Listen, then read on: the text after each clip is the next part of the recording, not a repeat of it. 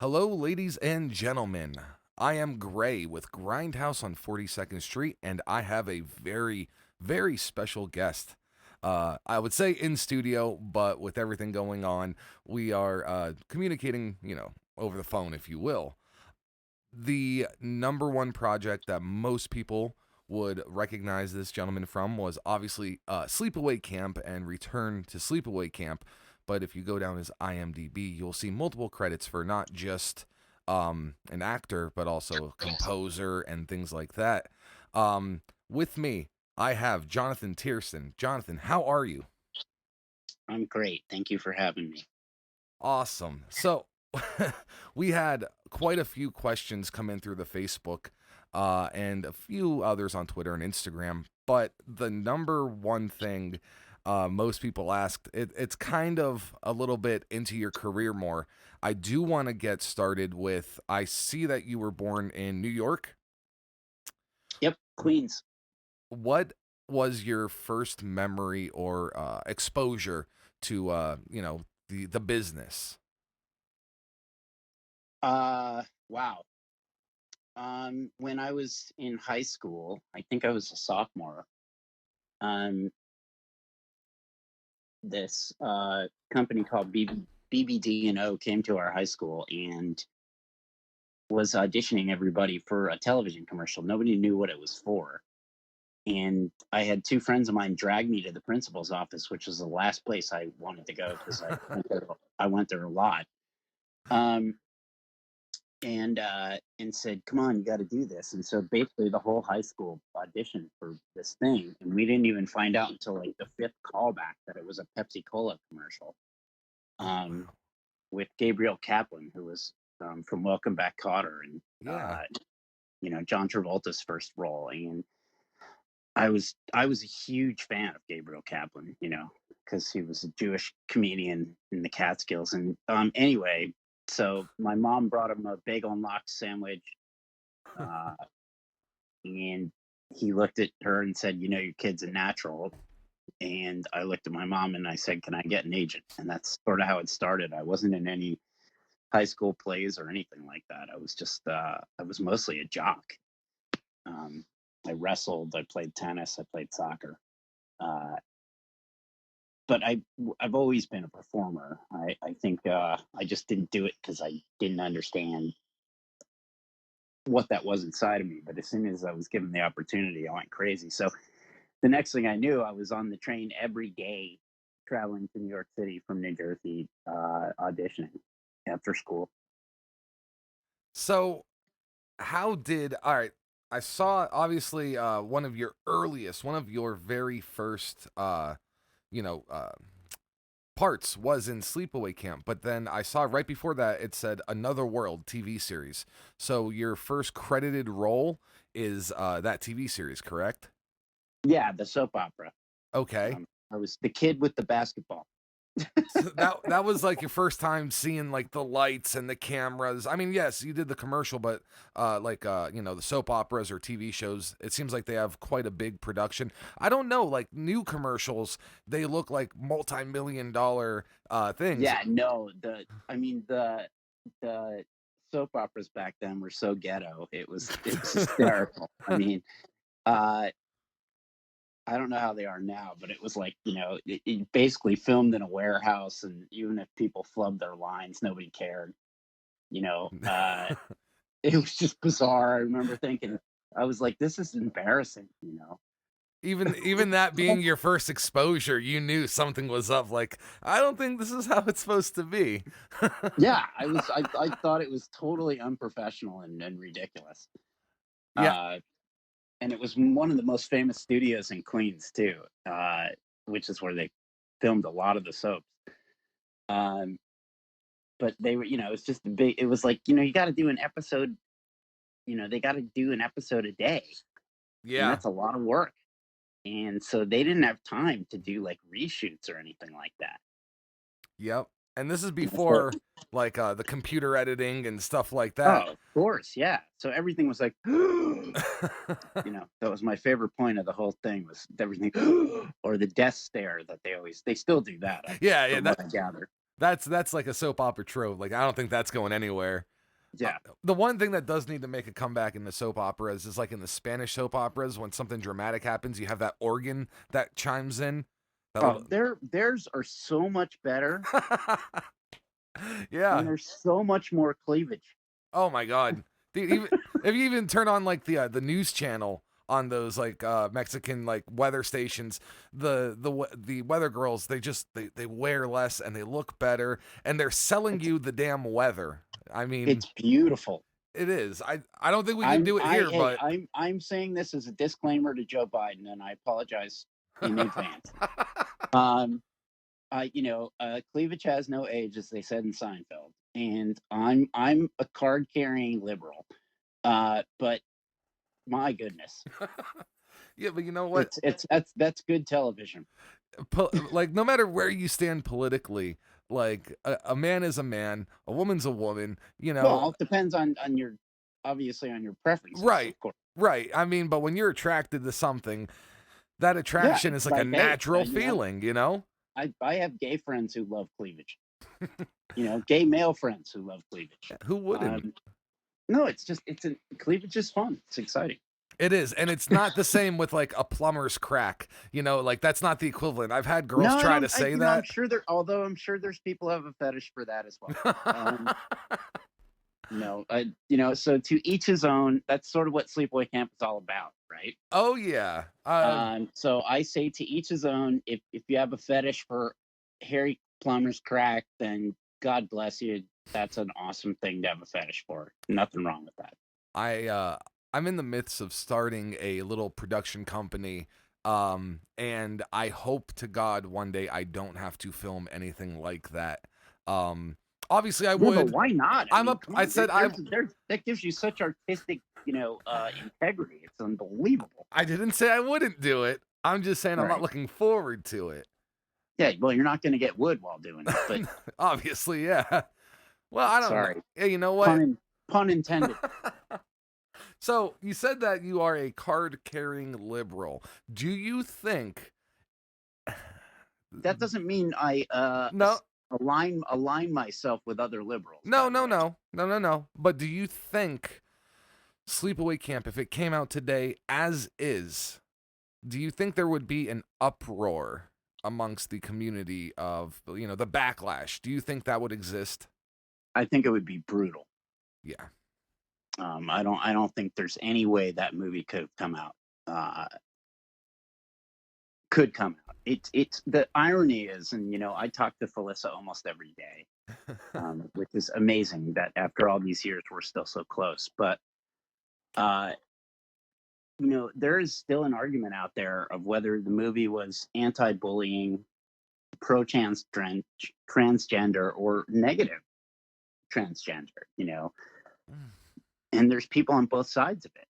And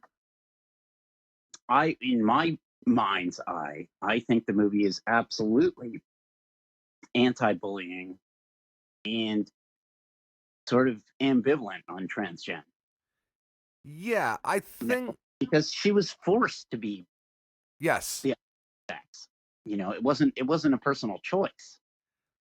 But movies are open to interpretation as well. So, like, of course, obviously you can hear what the writer and the director and the producer, what they expected from it or what they thought of it. But at the end of the day, and that's what's like the beauty of movies, and even, you can get what you want out of it. So, yeah, some people might get the anti-bullying movie, or some people may say it's transphobic or it's for the I mean, if you think about when it was made to have that issue, I mean, I believe it was the first of its kind, and I don't think it's been reproduced many times, or at least as successfully as Sleepaway Camp was. Well, I know producers in Hollywood that have done stuff that is sort of vaguely based on it, and I mean, obviously, the one that comes first to mind is The Crying Game, but yeah. And I only found out many years later that it was absolutely inspired by Sleepaway Camp. And the irony being that I don't think people talk about The Crying Game as much as they talk about Sleepaway Camp. Because Sleepaway Camp touched on many more issues other than transphobia. Sleepaway Camp talked about homoerotic. I mean, in 88 minutes, it's how much did they pack into that stuff? Yeah. And I don't even think Robert Hiltzik knew what he was throwing into that movie.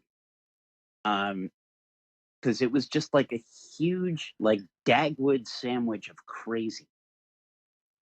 And all the previous slashers in the 80s, the modus operandi was if you have sex, you die. Yeah. That was the idea. And then all of a sudden comes this movie, this little movie with a couple of really like amazing actors, Robert L. Jones and Michael Kellan. And it's this bizarre soup, but but has at least two characters, Angela and Ricky, who you fall in love with Yeah. because they're real. Oh yeah. And in Friday the 13th, and I mean, I've known every Jason who is still alive. Uh, these were not character driven things. Well, Sleepaway Camp was purely character driven, and that's what makes it so weird. And I always said it's the only movie of that era that depicted camp the way it was, because I went to camp. it's the only movie that depicted young adults and kids the way they actually are. Not even from the camp aspect, but if that took place in the city or the mountains or anywhere, the way that the kids talked and interacted, that was real. Kudos on the writing of that. And I don't know how much of it was ad-libbed or how much of it was, you know what I mean? But Well, on the only parts that were ad-libbed were mine. So before we actually get into the 'Cause production of the movie, I do want to ask, obviously something popped up on IMDb and it said you were given the role of Ricky after an unusual audition in which God. writer-director Robert Hiltzik asked you to cuss him out. Yeah, yes, the word he used, the phrase he used was to tell him off. Oh, okay. That's an East Coast thing. But Right, yeah, oh yeah. and so I actually looked at him and I said, "Are you serious?" And he said, "Yeah, give me it." And after I saw his hair blow back and his face turned white, I remember I walked out. I was with two friends of mine, Diane and Simone, who I was in high school with, and I walked out and I said, "I think I got that." And they said, "Why?" And I said, "Because he asked me to tell him off." And they looked at me and they said, "You definitely got that." Yeah. So you knew you pulled it as soon as that was done and over. You're like, yeah, I got that. That's good. I was like, "Dude, you're seriously gonna ask me to tell you off?" I had so much pent up rage, it was insane. And so I just went freaking nuts. I love And it. I really do. That's yeah, incredible. it was a bizarre moment for me, but I guess cathartic in a way, right? Yeah. But I was like, "You really want me to tell you off?" I was like, "You don't understand how much I want to do this." It's almost like I don't know if they do it anymore, but like psychiatrists like in the late 80s and throughout the 90s. Oh yeah, rage therapy. Yeah. I don't know if it's still a thing though. It should I be. hope it is. Yeah, it should be. So when you found out you got the role, obviously this was your first motion picture, and you show up first day. What are your first impressions of how old were you at the time? I had just turned 17. Okay. Complete and utter terror. Oh boy. Like I had no idea what I was doing there. And the first day was when Aunt Martha comes out and goes, "Richard Angelo!" And I'm like, what the fuck is going on? I'm like, is this even a thing? And I'm like, is she acting? Because I didn't think this was what acting was. I was so confused. And I was like, what the fuck is she doing? And then when she didn't do it as much, the director would say, "No, I want more. I want it weirder." And I'm like, what? Um, and so in my mind's eye, I was like, this is a disaster. Like I have no idea what's going on. So you thought And the entire movie might be based off of performances like that, or yeah, I was like, oh it was no. so, that happened constantly though, because it's like the only people who acted normally were Ricky, Paul, and Angela. Yeah. Everybody else was like a caricature, and but I only realized several years later that that was Robert's whole idea was, I don't even think the actors knew that they were being, sort of lampooned, Right. but for me, I was trying to be real in the moment of every moment that I was there. Well, and it shows though, because like you said, you were pretty much the most realistic character in that film. And there's scenes where, like I said, there's tension between you and some of like the jocks or whatever. Um, it's the adults that almost they're overselling it. It's like the kids are real and the adults are I don't want to say fake actors, but like they're the ones that they don't take you out of the moment because once you start watching that movie you're in it, but it just seems like the interactions with the kids is more real. Yeah, it was so weird for me at the time because I think I may have been even more cynical than I am now. Um, and it really disturbed me that the antagonists in the movie were always so like over the top, like ridiculous, um and I couldn't understand it at the time, and I didn't know if it was on purpose, and that's what worried me. I wasn't sure if that's what Robert was doing or if it was just because you know it was accidental. Right. I still don't know to this day. I honestly don't, uh, because you had two really established lifetime actors in Michael Kellin and Robert Earl Jones. Yep. Who they knew how to act, Oh yeah. and but Robert was pushing them to like, and I think Robert in a way was pushing me to be like completely like everybody else, but I couldn't do it. It just wasn't in my nature. It's still not. But see, if Um, if he asked you to tell him off and you were real with him in that moment, I feel like maybe that's what he was utilizing, was your realness. So like maybe yeah, I you were think the I one. think he knew. I mean, Yeah. it's funny that we're having this conversation because it's one I've had with myself for 37 years. Uh, that's a weird thing to think about. That he called me the glue. I could see That that. was his Yeah, that was his nickname for me. Was that, you know, because it's like I'm the one real thing in the midst of this like comic book. Yeah. And uh I remember even my brothers who, my family generally, doesn't talk about the movie or think about it at all. Um, but he said to me, "You seem like the one person who was actually acting." Yeah. It feels that way, honest to God. And like Yeah, it's weird. I don't want to take anything away from Felissa because she's great. No, her eyes are impeccable. It's just, she doesn't have a lot of lines, so there's not much she can do. But she was the perfect uh, person for that role. There's no question. Her character is absolutely 100% memorable, obviously, but it seems you had a lot of heavy lifting on that film, being the character that you were, playing it the way you had to, and then the other characters that were likable, like, Paul, Angela.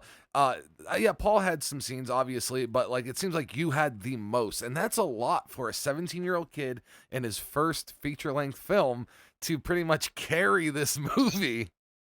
Yeah, that's how I looked at it. You also should realize that I did all the killings. You? So yeah, it's my hands on every killing. And I didn't realize that till I got to set. And the reason for that was because Felissa's hands were too feminine. Oh, right. That makes sense. Yeah. So they had to put a Yeah. red herring in there. So you look for the mole on my right hand. But so every single killing scene I did. So, so there's I didn't get paid more for that, but No, but the experience is what they. Oh, you got. No, it was amazing because I got to work with, Richard French, who's, an Oscar-nominated Mm-hmm. special effects and makeup guy. Top notch. And I mean, he's worked with Clint Eastwood for years, and he. There's another huge difference in Sleepaway Camp versus all the other '80s slasher movies. Oh yeah. Was that they actually showed the killings? Yeah. It wasn't suggested, and they did practical effects that were so ahead of their time. The arrow through the throat, uh, One the scene, one that the scene sticks with, out. I know it's weird because there's like an on-running joke on the internet with some reviewers that they say that the scene drags on a little bit because the production was so proud of their special effects with Artie, the cook, the oh pedophile. my god, yeah. And it is, I mean, you can look at that movie and you can see, the time that went into that effect. And yeah, it is on there. They built a fake floor. Really? Yeah, that's how they did that. They built a fake floor so that they could pump stuff into the latex on his face. Jeez. And that's why they drugged that out so long.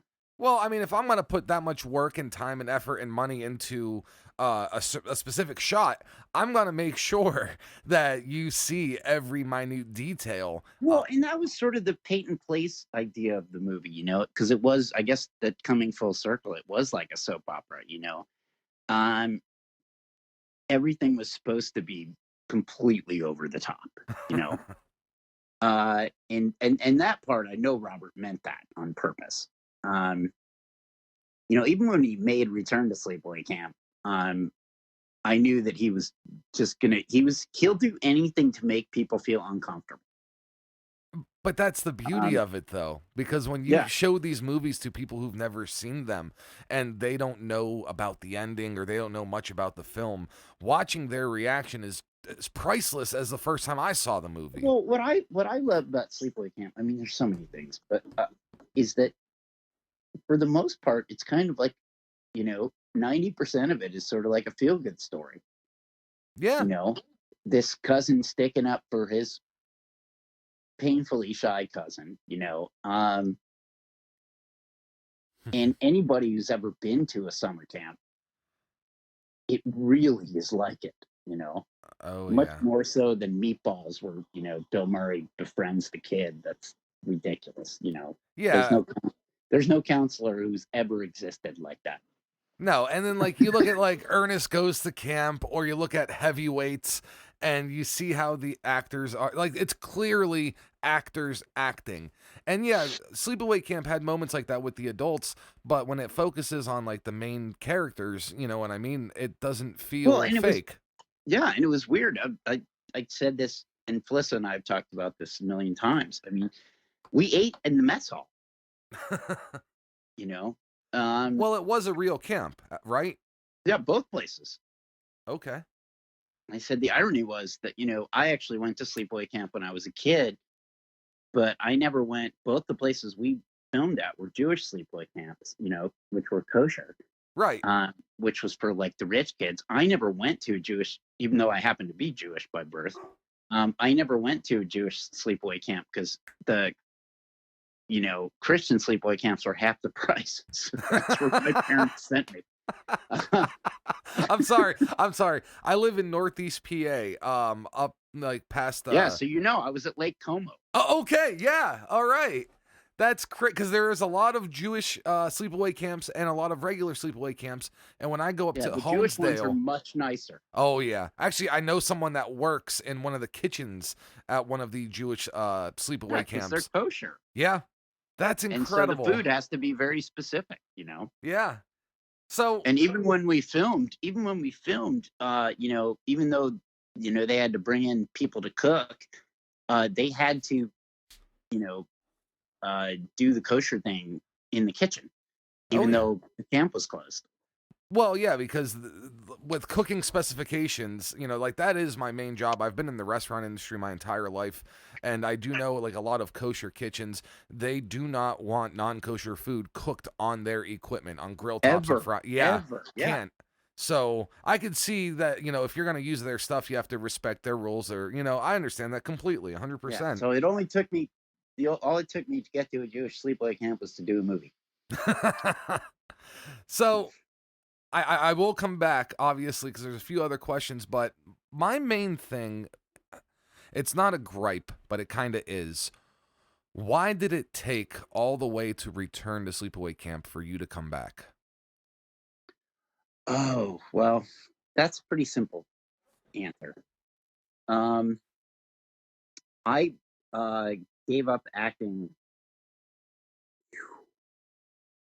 I guess, in '91, something like that.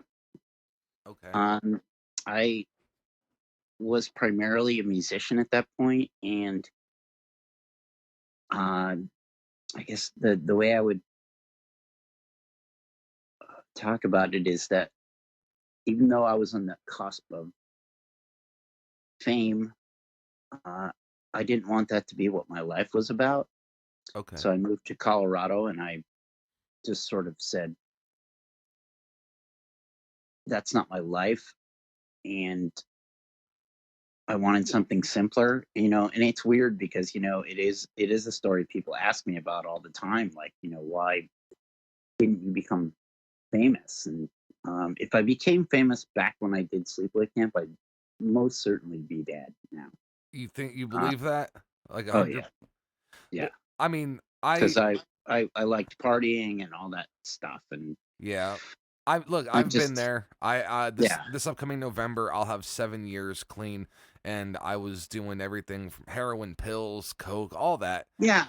I mean, for me, it was just I thought there was something greater, and then I got married, um, and had a boy, and my um ex-wife said to me, I remember before we even started like being serious about like getting engaged or whatever, she said, "Are you gonna, pick up and do the acting thing again, uh, or the music thing if somebody offers you a tour and blah blah blah?" And I said, "No, I'm happy if they ask, but um, I want to have a family." Right. And so that's what I did. And you know, It's a it's very mature mindset, very mature, to be at yeah. that Well, age. And my son just turned 15 yesterday, and happy uh, birthday. Happy belated yeah, birthday. Sorry. he's amazing.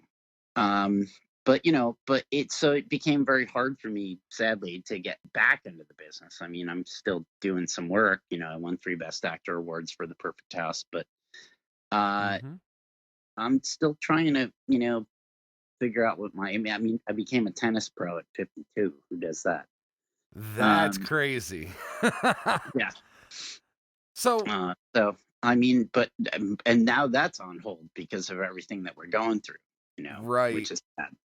So what was the conversation? I know you had Sleepaway Camp 2 and 3, which I believe were shot like back to back within the same time period. Yeah, never Um saw him. okay, and then they had that Best Buy one where it's like they just took all the footage from the other 3 and some deleted Yeah, footage. never And saw that either. yeah, they're not they look, if we can retcon, it goes Sleepaway Camp and Return to Sleepaway Camp. Like literally everything in the middle. I don't understand why Yeah, it was it made the way it seemed rather. was. It was. I think I don't. I have no idea, honestly. I mean, So somebody got paid.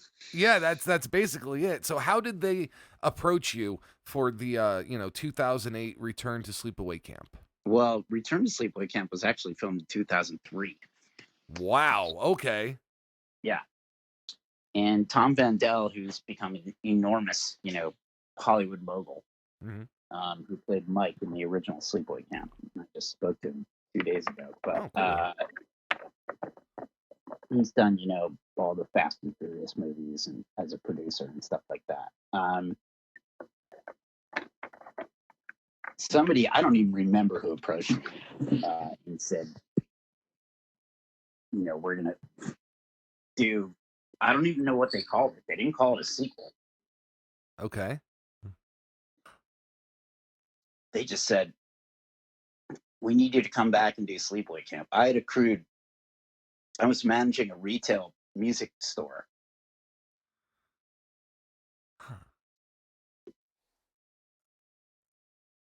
they said, "We need you to come and do this film." Okay.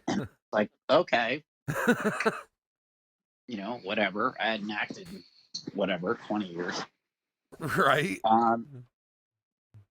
And I was like, and then I realized I had like 5 lines or something like that. But Robert wanted me to stay for the whole time. Huh. And he said it again, like he said it 20 years previously. He goes, "You're the glue." Yeah. And he's like, "I just need you to hang around the set." And I'm like, "Why?" Yeah. That's But I had the vacation time accrued. So I was like, well, hell, I'm getting paid from work. I'm getting paid here. yeah. So I'd rather not be working. And so I just stayed on set. And basically, Felissa and I hung out for 5 weeks. And it was just bizarre. I could imagine having someone just say, "Hey, look, obviously we're going to use you a little bit, but we need you here mainly to guide all the new people to the series." And I mean, I'm sure a lot of people approached The weirdest you. thing was a lot of the young actors, like, some of them looked at me like, "Who is that guy and what is he doing here?" Yeah. And then a couple of them were like, "Oh my God, that's Ricky." and I was just like, I didn't even know what to expect, and I was completely out of my element.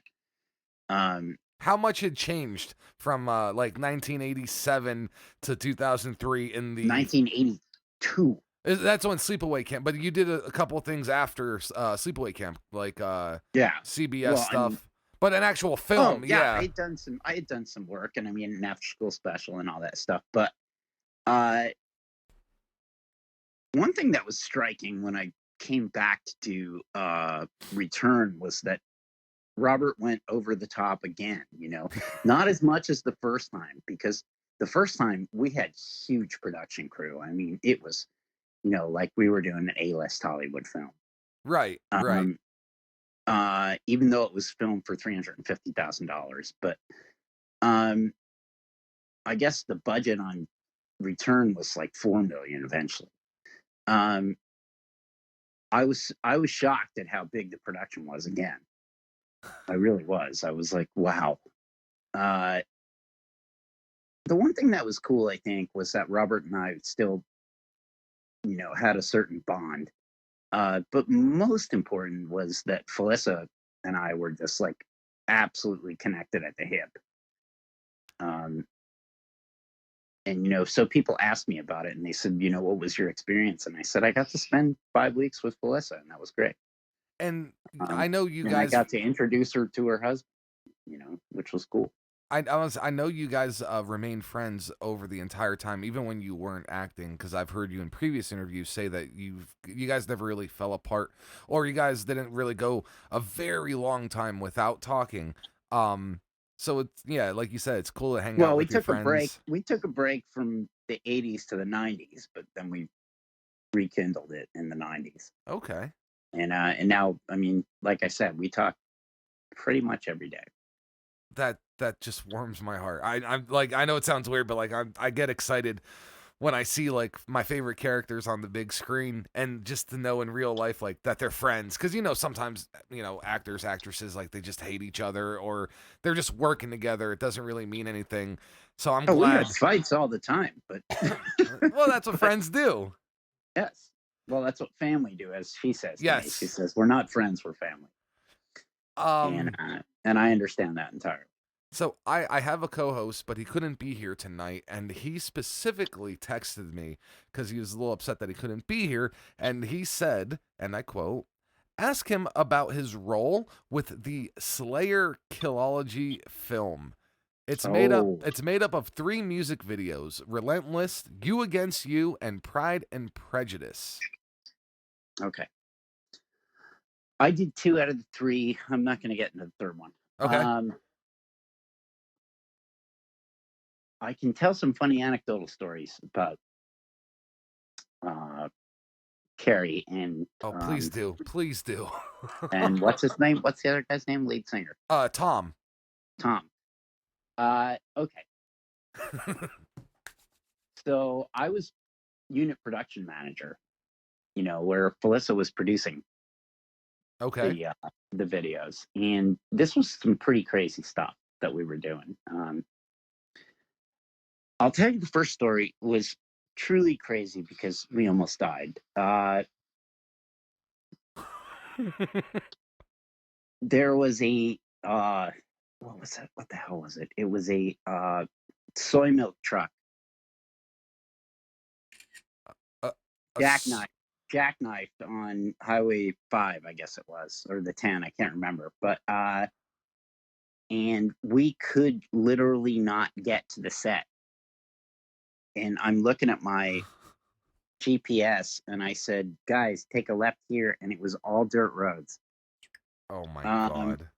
and we're carrying the crosses that they're going to use in the videos in this mountain town. And I ran at least 6 miles in front of the car because there were literally 6-foot crevices in front of us on this road, and we're driving this fucking minivan. And everybody is like, we're all gonna die, we're all gonna die. Oh my And God. I'm really good at crisis situations like that. And I said, listen, I'm gonna run ahead and I'm gonna tell you guys where to turn, where to do this and where to do that. And they're all like, we can't believe you took us on this thing. And I'm like, and we had to go over this mountain. And I said, the only way we're going to get there is if we go over this mountain. Oh my And God. I was running ahead and then back and looking for power lines. And because I knew power lines meant civilization. It was like something out of a sci-fi movie. That's how far off the grid you guys made We it? were so far off the grid, it was insane. Jesus.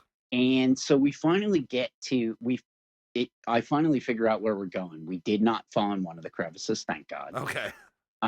But everybody in the car was like, "You're gonna get us all killed." And I said, Felissa, do you want to get to the set or do you not want to get to the set? Period. I said, because the production doesn't start until you get to the set. Yes. And the band is waiting because they had left an hour before us. Or whatever, 15 minutes before, and they had beat the freaking soy milk truck. That highway was shut down for 2 days. Oh my God. Yeah. So after this 3-hour ordeal of climbing over a mountain on dirt roads, we finally get to the set. And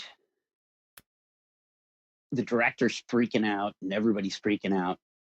And Felissa's like, we could have died.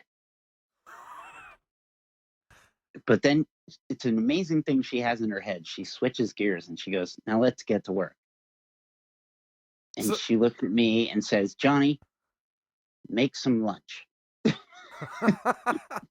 So basically, she just had to get off her chest, like, hey, we almost died, but that's the past. Let's just go forward. But it gets funnier. So we ended up filming that day, and that was great. And I never met Tom or Carrie before. 2 days later, we're filming at this, what is it called? The airplane graveyard, Okay, yeah. in the Sahara Desert. Yep. And I forgot to tell the most important story. Sorry. When I first picked up Tom and Carrie the next day in a minivan, I had never met these guys. I didn't know Slayer's music from anything. I had no idea. No musician. I had never listened to Slayer in my life. Right. So Tom sits in the back row behind me, and Carrie sits in the third row. They notoriously do not get along. Right. And what the hell song came on? I gotta think of it now.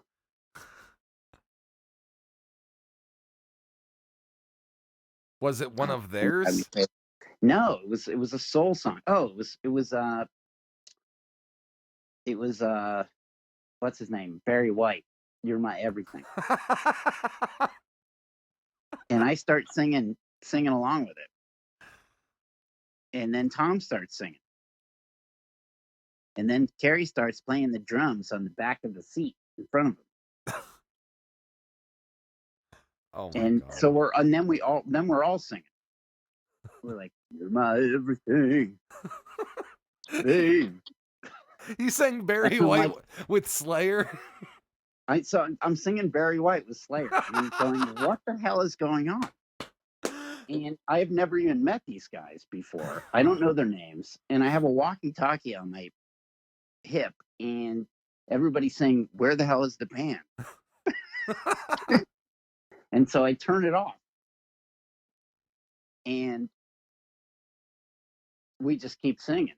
And then the best part was, then Queen comes on with Another One Bites the Dust, and Tom puts his hand on my shoulder, and he says, "We're not going anywhere."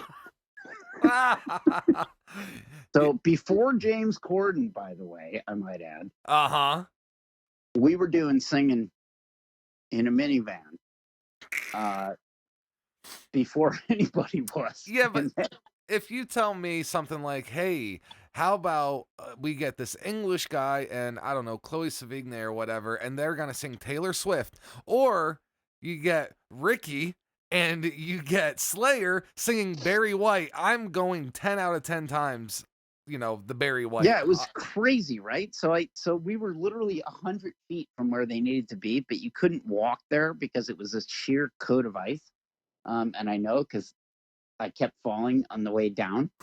Um, and so we get up there finally, and I looked at Tom and I said, "Hey, you know all those Slayer songs?"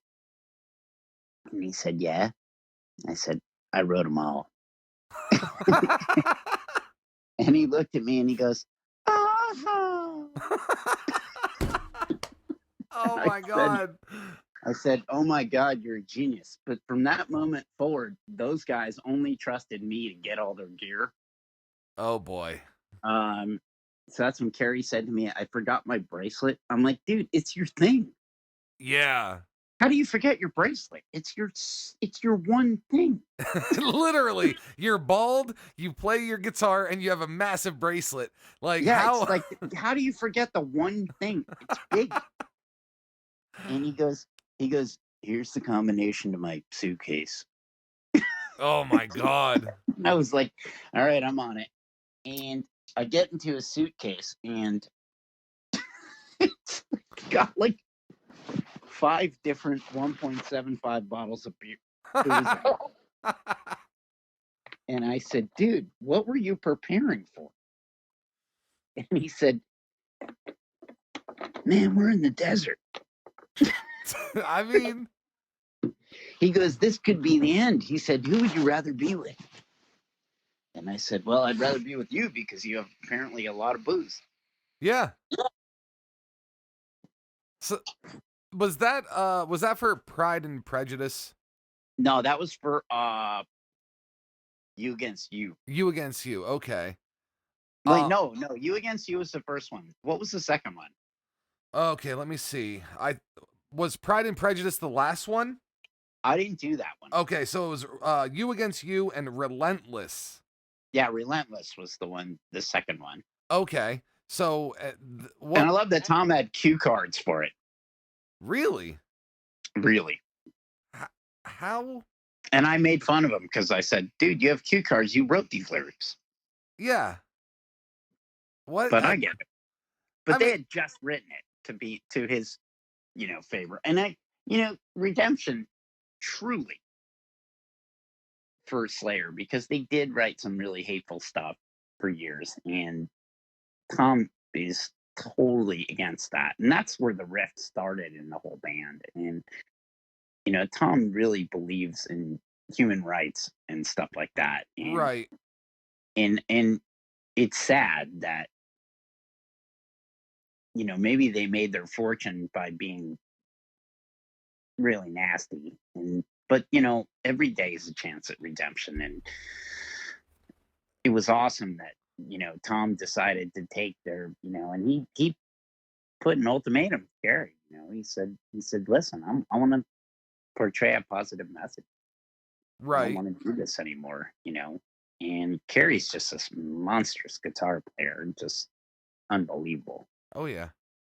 I read it wrong. It's repentless. I thought it was relentless, but repentless is Yeah, that. it's amazing the way they've sort of changed the image, and people still listen, which is great. Well, I think like lifelong fans are gonna follow regardless of, a Yeah, but direction. now it's a positive message though, Yeah. Oh, and there's been plenty of bands who can be heavy and still have a positive message. Yeah, you might get some of the old like die hard old fans who are like, "Oh no, Rain and Blood, that was the best," and this Yeah, and like that. they sold out, like it's Right. the Iron Maiden people, but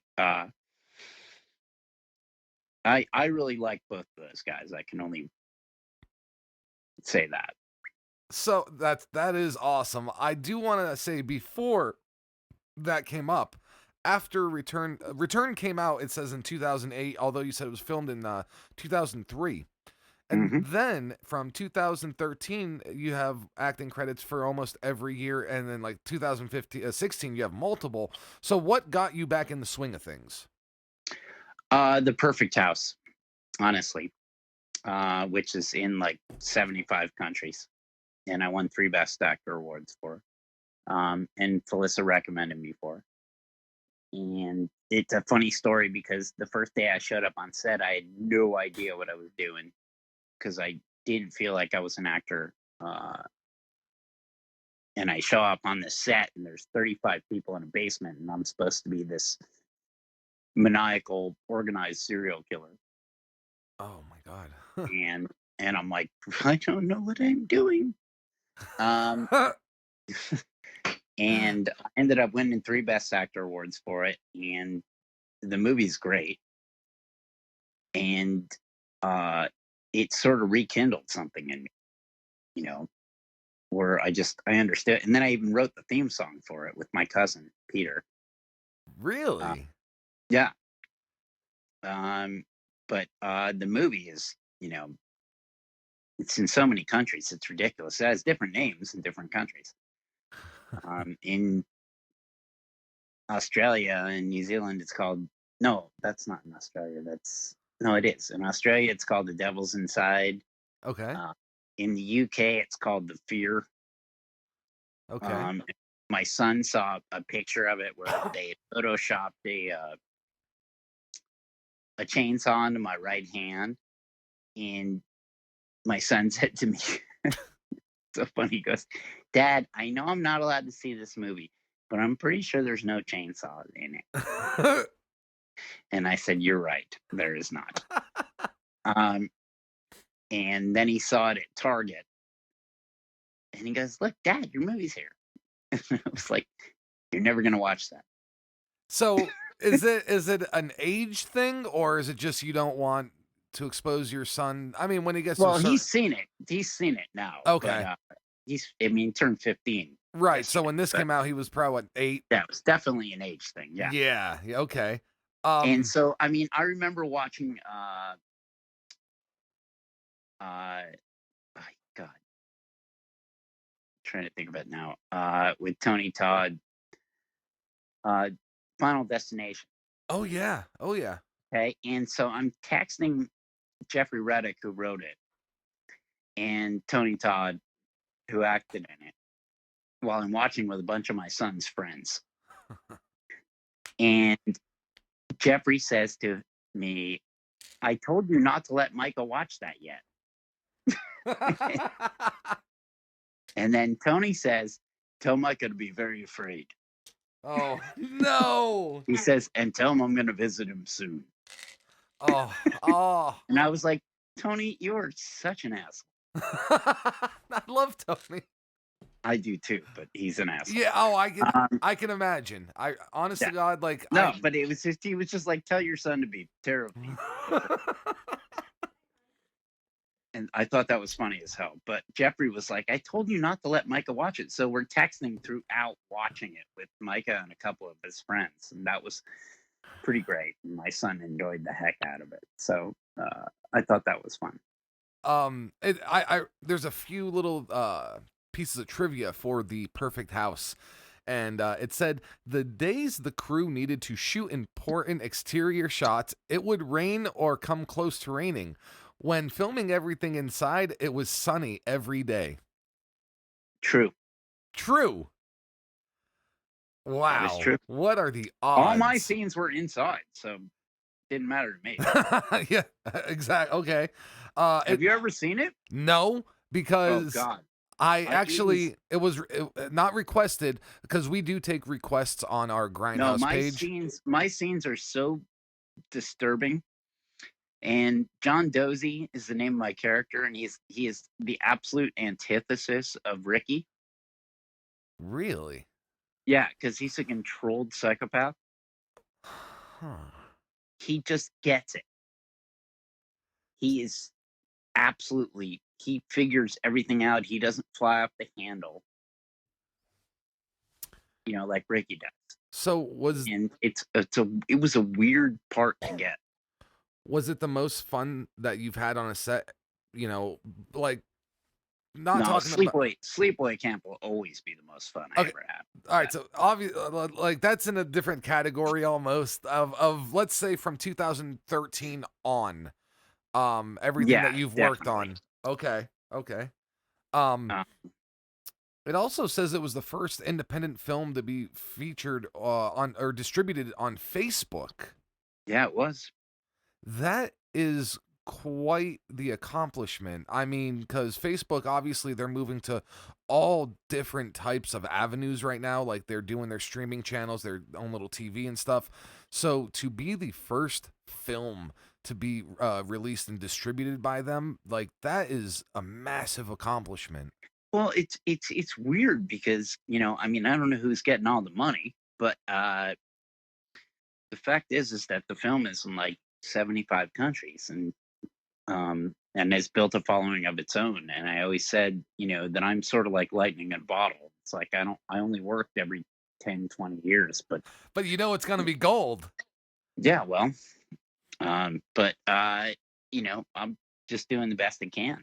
But I know I don't want this. Don't take this the wrong way, but I'd rather see you in something every year and it be good instead of seeing you once every 20 years and it's great. You know what Yeah, I'm I couldn't agree with you more, but that is the reality of my life, and because I made choices. Yeah, that's true. That is, I mean, and I respect the choices that you made because like you said, if you would have went down the path after Sleepaway Camp, you would have been massive. But also look at the young And celebrities dead. from that No, time. I would have been dead. There's no Yeah. question in my mind that I would have been dead. Yep. I would have partied myself to death, and so I'm living the life I live, and I have this brilliant 15-year-old son, and that is really all that matters. Would you ever want any of this for him? No, oh No. God. Okay. All right. All right. We he and I talked about this, and because when he was younger, he said, "Dad, I want to be an actor," and I was like, "Okay, well, if you want to be, then we can talk about the craft because I teach it." Okay. Um, and recently, very recently, he goes, "It doesn't pay so well," Well. and I said, "Damn straight, buddy." said, I said, "You could be great at this, but I don't want this for you because I don't want your life to be defined by how other people think about you." So what he really wants to do, honestly, is to be a therapist, Okay. and that blew my mind because I was like, "My God, he's everything I ever thought he could be." Do you see it in his personality that he would be able to do that? As a therapist or Yeah, an actor? as a therapist. Oh my God, yeah, Okay. he's been my therapist for the last years. Well, it's crazy because like when I hear you talk about your son, like I just lost my father 2 years ago yesterday, and my dad My came off. Thank you. My dad came off the boat from Italy when he was 19. He opened his first pizza place when he was 21, and he didn't know English well. And my mom, she went in, got a job, and they hooked up. They had my sister, they had me. So I was born and raised in the restaurant industry, and I've owned pizza places and stuff. And I don't know how much of it was like I wanted to do, or how much of it was I'm doing it because I know it makes Right. my No, dad and I get happy. that entirely. And so that was something I pushed very hard for, even when I was still married to my ex, was that you don't have to do what dad does. Right. It's not sexy. It's not fun. You know, I said, and dad gave it up to raise you. Yeah. That was the big thing. And, my ex and I, we have our issues. That's fine. Uh, But none of that he affects just how needs to your know I son love him. is, He just needs to know I love him. That's it. But regardless of I what didn't even happens. push like my sports teams on him, which a lot of parents do. Yeah. Oh yeah. I didn't do that. That So I guess that's that speaks a lot on your character, Jonathan. Not so much like I'm not talking as an actor or a composer or even like your professional life, but like you as just a person, as a human, to understand how important it is to allow someone to be an individual. Because I'm obviously, it's like when you have kids, you see yourself in your kids, and you're like, oh, he could do what I did, but he can do it so much better, and he could do that. So for you to give up what you were doing to raise him and then also not push everything on him, like, I commend you, because a lot of people cannot do that. well. Thank you for that. I mean, I would never do that to him, ever, to this day. And if he does show any interest later on, you I know, said to him, if you ever show any interest, I will support you entirely. And he said to me, Dad, I just don't have any interest in it. And I said, fair enough. yeah. So what before all right, before I wrap up my question, I want to say, what has this pandemic and this quarantine, how has it affected you? Ugh, brutally. Yeah. Ugh. I was about to become head tennis pro for the township. I was about to start helping to run Comic Cons nationally. Oh my god. Um, yeah.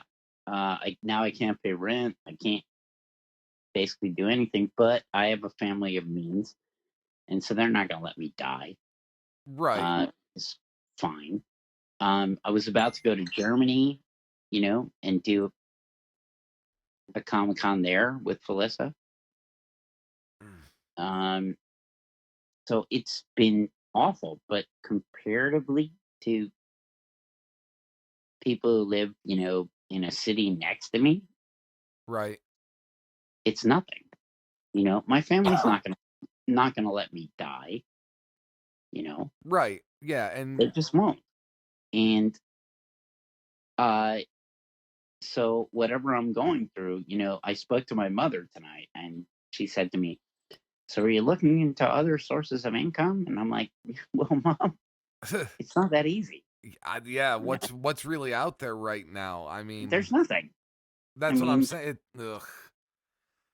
and so I mean, when it opens up again, I have a lot of revenue streams, obviously, you know? Yeah, you're pretty much gonna have like your pick of the litter, kind of, because everyone's gonna want you to get caught up on whatever it was you were working on right Yeah. before all this happened, and that might be a little difficult, honestly. Um, Yeah. I don't see any of it happening until a year from now. See, I've been holding on to this feeling that maybe if we can get our shit together by October, that No, no, because there's no vaccine. And now we're going to see because of what Georgia is doing and Florida is doing, yep, we're going to see a Minnesota and spike. We're going to see a spike. yep, uh, And it's going to be awful. It's going to be worse than what we already went through. and And it's not going to be 150,000. It's going to be 250,000 deaths. oh yeah, And America has handled this crisis worse than any country. any major country. Yep. Because we have the worst president in the world. I We have the worst president in our history. I want to say, before we go down this road, I don't want to identify as independent, but I'm in the middle for certain things. But basically what it comes down to in like politics or policies is I believe every person has their own freedoms, and I don't want anyone to have them taken away. But in times like this, like when you The get federal government has to do something. yes. And when you get people who are spouting off about the Constitution, well, it's my constitutional right. It's like, dude, you sat home on the computer for 400 hours a week. Rob, it's not even that complicated. The problem is he doesn't have the intellect to handle this. Oh, no. That is what it boils down to. And that is the problem. I mean, even George W. Bush, who wasn't the smartest guy in the world, would understand at this point that there needs to be a federal response. And that is what is going on right now. And that is what is so frustrating. And it's so disturbing because it could prevent thousands of people from dying. Yeah. And we have a guy who literally doesn't understand compassion, just doesn't get it. He can't comprehend that. Well, I feel like George W. wasn't the smartest, but at least he surrounded himself with people who are somewhat competent. Where but Donald Trump, right? But Donald Trump surrounds himself with yes men, and they're afraid to disagree. And when they do, they get the boot. So it's a lose-lose. Like, he does have two very smart doctors. Yeah, but it doesn't help if he's not listening to them. That is true. It's aggravating because, I mean, there's some things that, like, I see the value in having certain conservative values for. What's going on in Georgia is insane. It should be criminal, and I don't know. Like, shit. Yeah, it takes my breath away. It literally, I feel like there's people out there right now who, if they get this, they will die. 100%. Yep. Now, they're taking the precautions that they need to, but you're going to get some asshole who doesn't understand that they can carry this and still not feel sick and give it to people. Georgia is not taking precautions. Oh, no. No, not George. I'm talking about the individual, the people who should be doing it. But the problem is you don't have 100% of the people following the rules and the regulations that they should be. What state are you in now? New York? Jersey. Okay, and I'm in Northeast PA, and they opened the western part of the state, but the north or the east coast, they have not opened yet because it doesn't work like that. And exactly, because you're gonna just have people travel to the places that are open now. Why is it like this? Because there has not been a federal response. Yeah, the stimulus package is not a federal response. It's a pacifier. It's a Band-Aid. But it's a Band-Aid on something that needs stitches or staples or, Oh, my God. So you're saying a year before... Well, I understand it's going to be a year before we actually get a vaccine. Even trials for a vaccine, it's going to be at least a year. I understand that. At least. But you don't see the government trying to pull the trigger too quick because the economy and stuff like that. Because, I mean, they're already doing it with, like you said, Georgia, Florida, I think Minnesota. They actually had some issues up there recently. Arizona. Yeah, Arizona was a big one. So the government really isn't doing what they're supposed to be doing. And the states, I mean, I don't know. I just don't know, man. The states have no guidance. Yeah. And then you have the states that are your primarily Democratic states who are already not on the side of Trump, and they're Yeah. trying to do things on their own way. I've noticed, I know it sounds weird, but like California was actually pretty decent about the quarantine. Like I saw a lot of people out there who would be filming from their windows, and like, the streets were empty. I did not see that in New York. I did not see that in Philadelphia. I didn't see that in Baltimore. DC, I didn't see that in, you know. Um but yeah, out in California it seemed like they were actually taking it somewhat serious. Well, they were, but the beaches still filled up, you Yeah. know, after the first, loosening of the quarantines, which is just such madness. It is a shame. And the thing that really spread the virus, imagine sitting in that salt water all together. Oh my god. I It's a, mean, and we're really fucked. And America has handled this worse than any country.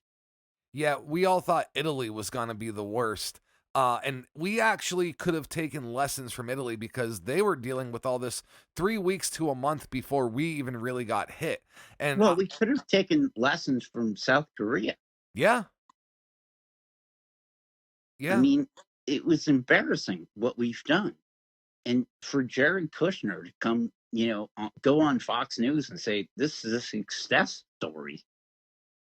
From what angle? We have more deaths than any other country. Yeah, what angle has this been a success? What is like what do you measure success in? We're about to triple every other country. I mean, the shit that is about to happen is so staggering. I can't even process it, and I just what are can't. we to do? I mean, No, we we're reopening and then we're gonna have to shut down again. yeah, I can see that. And you know what's going to be the worst, Jonathan, and I swear to God, if this happens, I'm saying it now, when the weather does warm up and the summertime gets here and maybe we start seeing less cases, the president's going to say, "See, I told you the summertime was going to knock this all out and we're And then done." fall comes. Ah, that's it. And then fall comes, right? And it triples or it quadruples right off the bat because we let How our on guard down. earth? Oh, boy. Hey, I want to say something very clearly. Um, I'm not a huge Joe Biden fan. No. Okay, I'm not. But we need somebody competent in the White House who can organize forces and stuff like that. We need somebody who understands what the federal government is supposed to do. Yeah, what their job is meant to be. And what we have dealt with in the last 3 months is a guy who has no idea, nor does any of his staff. And nobody pays the consequences for when they fuck up. Well, we are paying. Yeah, we do. But I'm saying the people who are making these decisions, when it comes to be wrong, there's no repercussions. There's no action No, of taken. course not. He just fires people who disagree with him.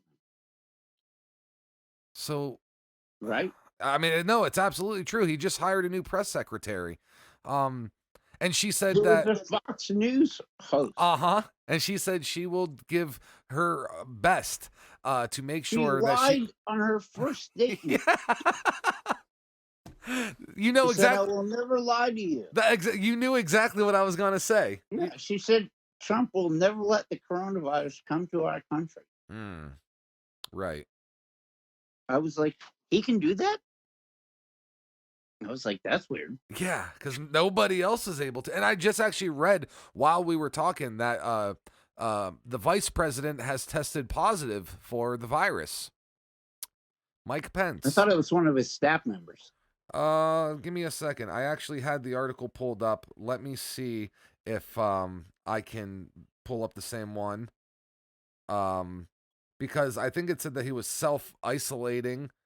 Let me go to. Yeah, it was because his staff member, his spokesperson, tested positive. Okay, so he's self-isolating because of that. Yep. Well, and Trump's valet tested positive as well. Okay, yeah, that's what it was. Vice President Pence self-isolates after aide is diagnosed with the COVID-19. Well, you know the aide's married to. No.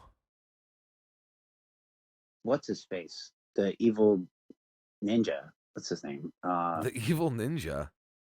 Yeah, the guy who. Oh God, I can't think of his name. He's like the meanest guy in the world, and he's Trump's sidekick. I know who you're talking about. Yeah, but that's his wife. Really?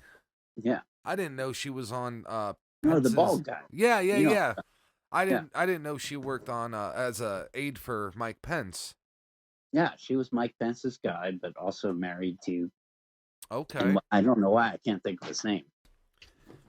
Yeah. That I'd have to do a quick Google search. It shouldn't take too long, obviously. Remember he had the spray on hair one time.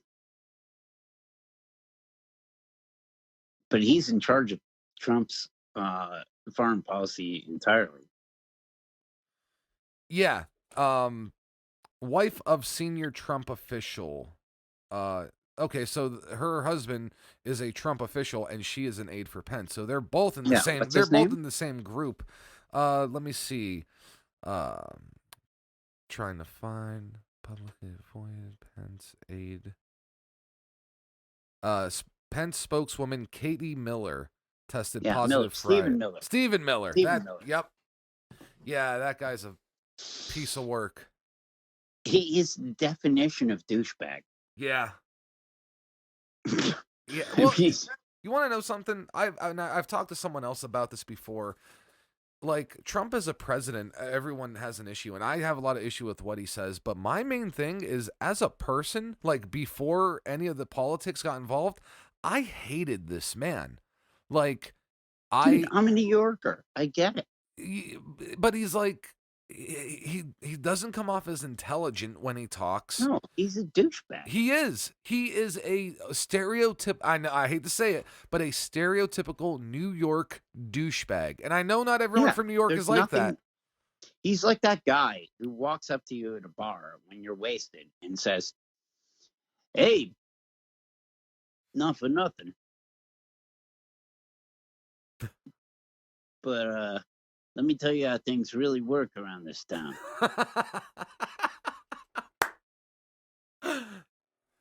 I could totally see that. Because I got it totally fucking dialed in. You know what I'm saying? And he puts his little hand on your shoulder. He brings you in nice and close. He goes, "Let me tell you something. I got this figured out.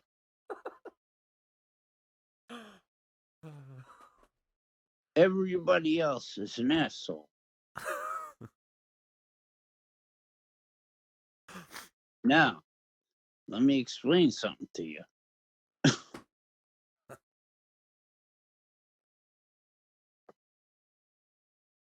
I can grab women by the pussy. And they'll let me do it. Because I'm famous. It is so embarrassing." You know, he wants to toss that off as locker room talk. And I've talked to That's not locker room talk. No. Well, I've talked to my guy friends about, oh my God, she's hot. Oh my God, I would totally hook up with her. But never. We all have. But never have I ever talked to any of my guy friends and be like, you know what, dude, I would just run up and put my finger right in her butt. You know, that is straight up douchebag stuff. And it's not. I don't even understand that. I don't. I really don't. You know, I've done terrible things. I said this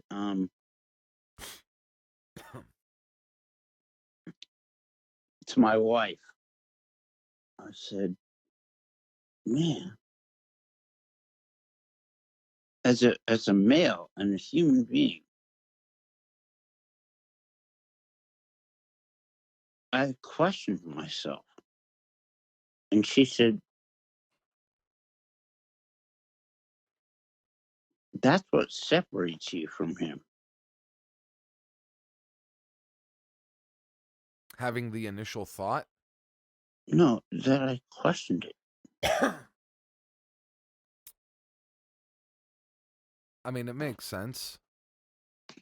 Because he doesn't question a lot of his thoughts, obviously.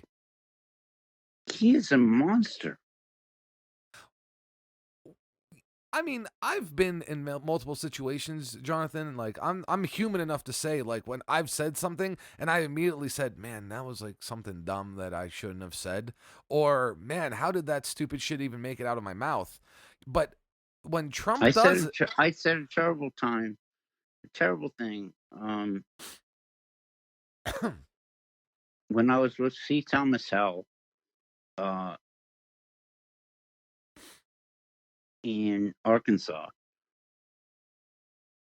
and it was just a rhythm, and I was like, "What the fuck did I just came out of my mouth?" yeah, And I said, because we were in Fayetteville, and we were in the Clinton house, and I said, "Oh, it's Fayetteville," and it was just the worst thing I could have ever said ever. And Catherine Conway, who played Meg, I could tell she was just so disgusted with me, and I was like, so I sent her a text that night, and I said, "I am apologizing for the absolutely most whatever it is, reprehensible thing that I could possibly say." I said, "I feel awful." And she said, "Apology accepted, move on." And I was like, at the time, I was just thinking it was a fun thing to say because it was like,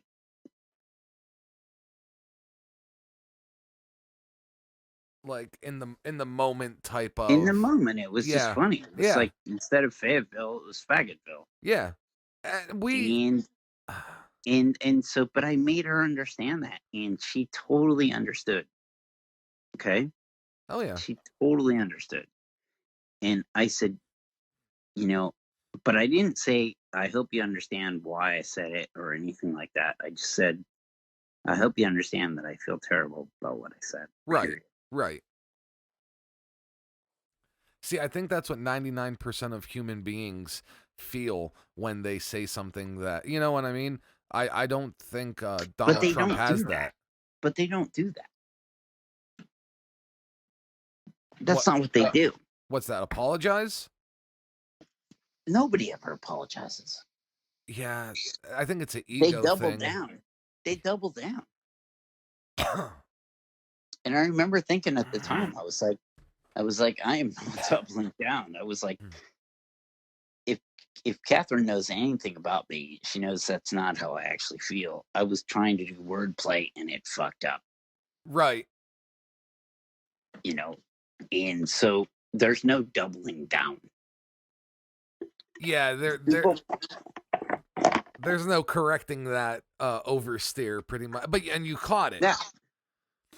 Well, I didn't fight it. I just said, "Yeah, fucked up. I'm sorry." Yeah. You know? I notice a lot of comedians, they tend to double down when they say something that, maybe they didn't mean to say or whatever.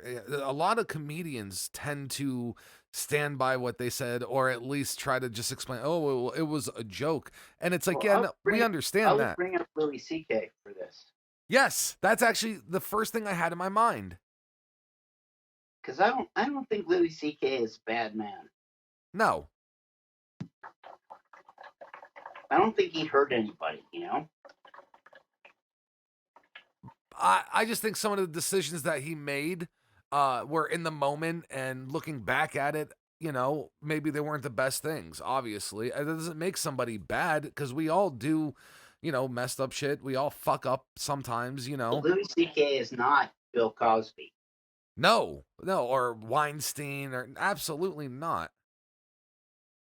Cosby is a bad guy. Yeah, they were talking about giving him an early parole. Get the fuck out of here. That's ridiculous.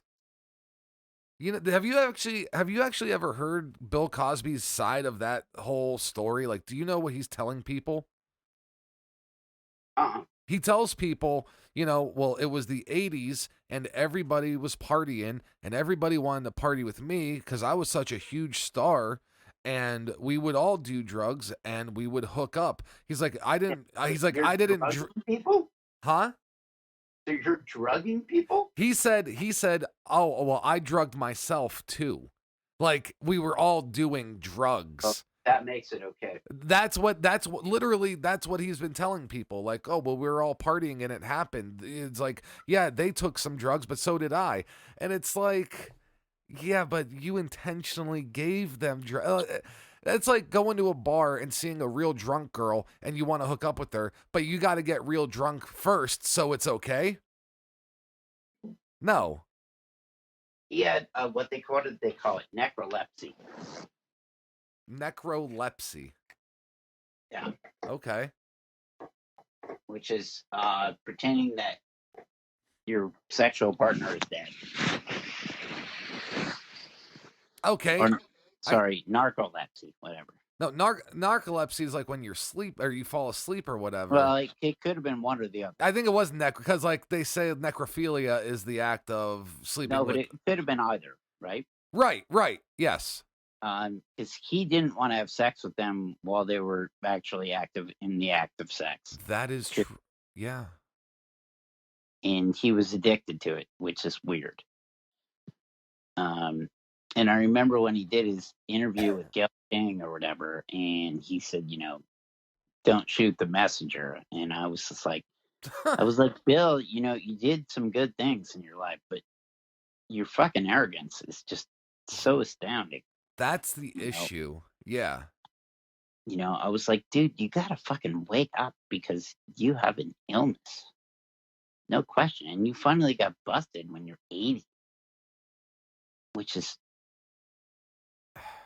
we all have our demons, but that is dark. Yeah. Because you used your fucking fame to do so many horrifying things.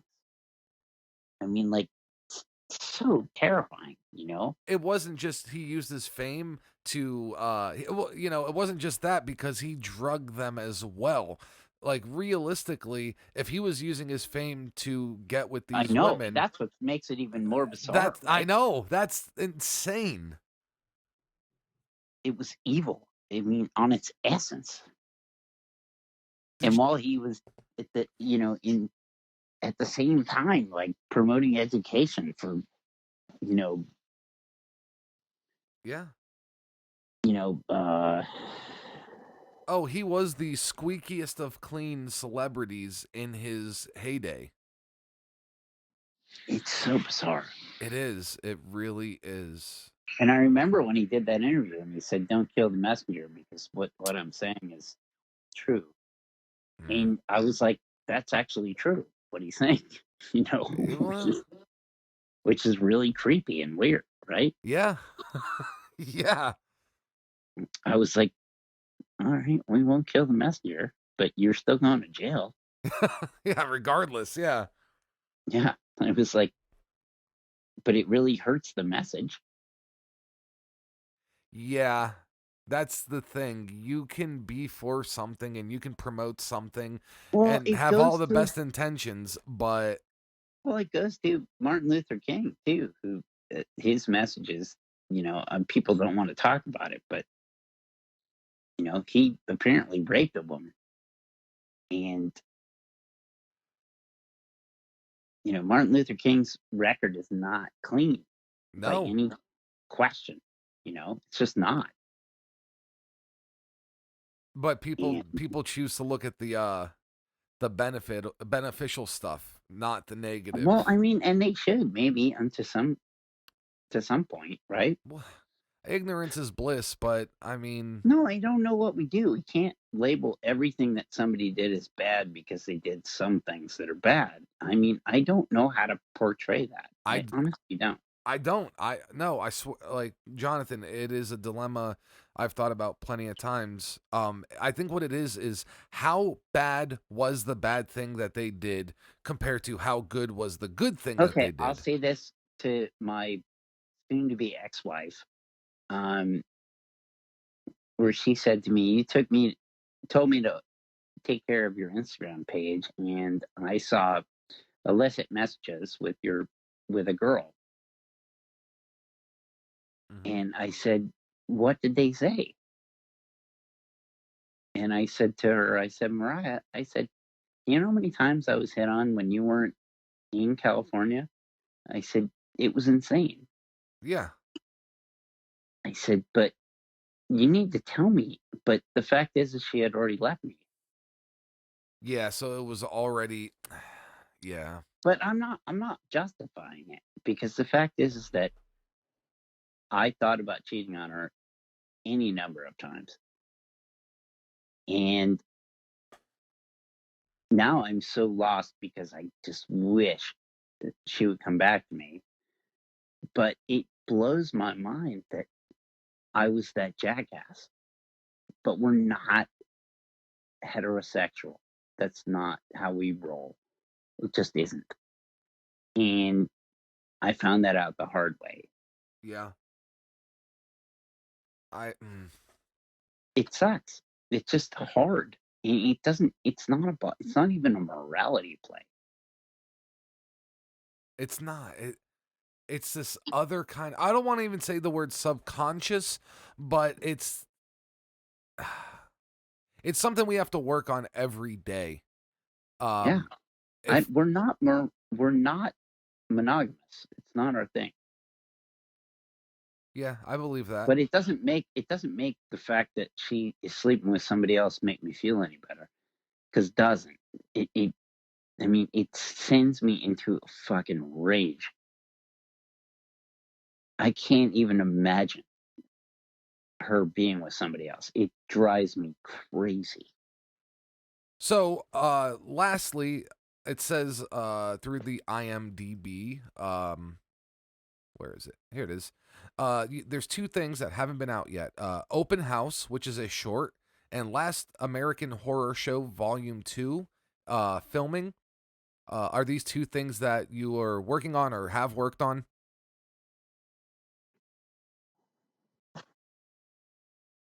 Okay. That.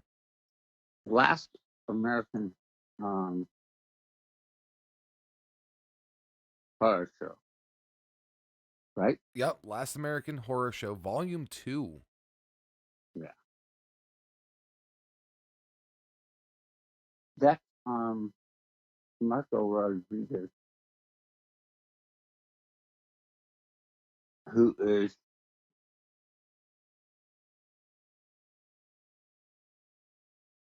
quite simply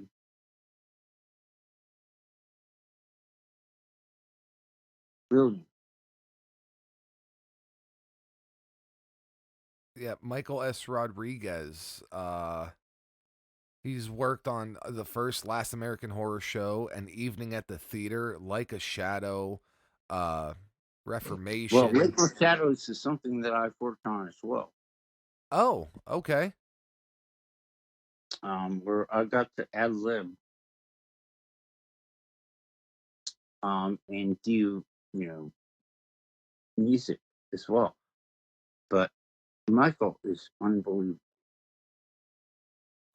Now I have to go and see the Last American Horror Show, the first one, before the second one comes out, because I want to be caught up. Well, I would encourage you to do that. And then, Like a Shadow. Well, it was interesting because Mike asked me to sort of make up my own mind as to what the Lake of Shadows was. Huh. So we spent about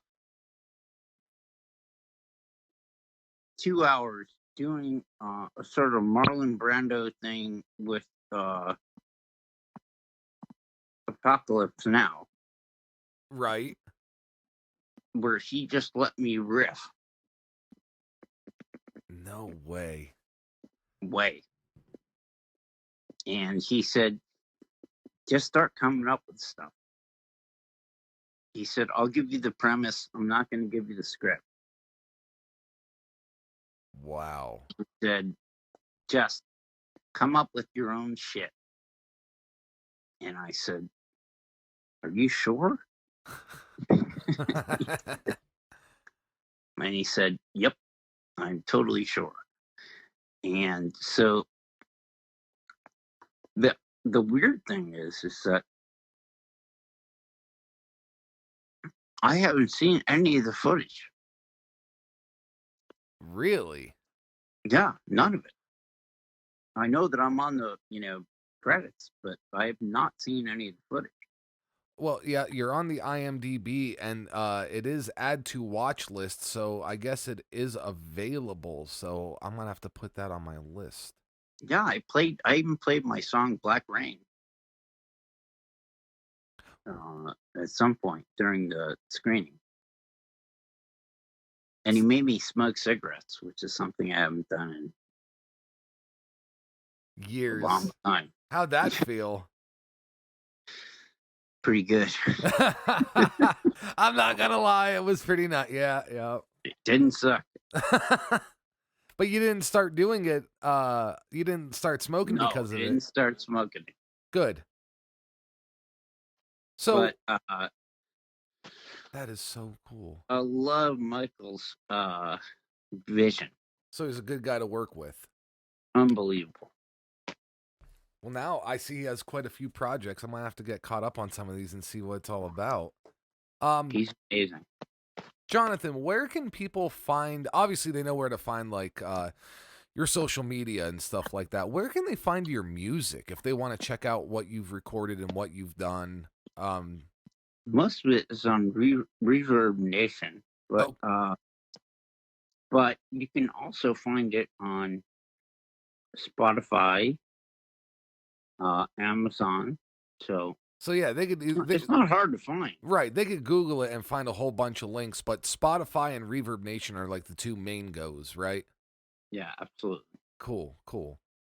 Dude, it has been an honor to just have you here. I appreciate you giving me the time you did, answering our questions, our fans' questions. And like I said earlier, The hard questions. I mean, it's just it's cool to hear it from your mouth. Even, I've heard the stories, I've seen interviews, but just hearing you talk and tell the stories, like nothing beats it, man. And I told you, I consider you a friend, so don't be afraid to call. Even if we don't go and do an interview, you want to bullshit, we'll bullshit. You got something coming out, we're gonna promote. We'll do another segment. And I know the fans always want to hear from you, so don't be a stranger. All right, I dig it. Awesome.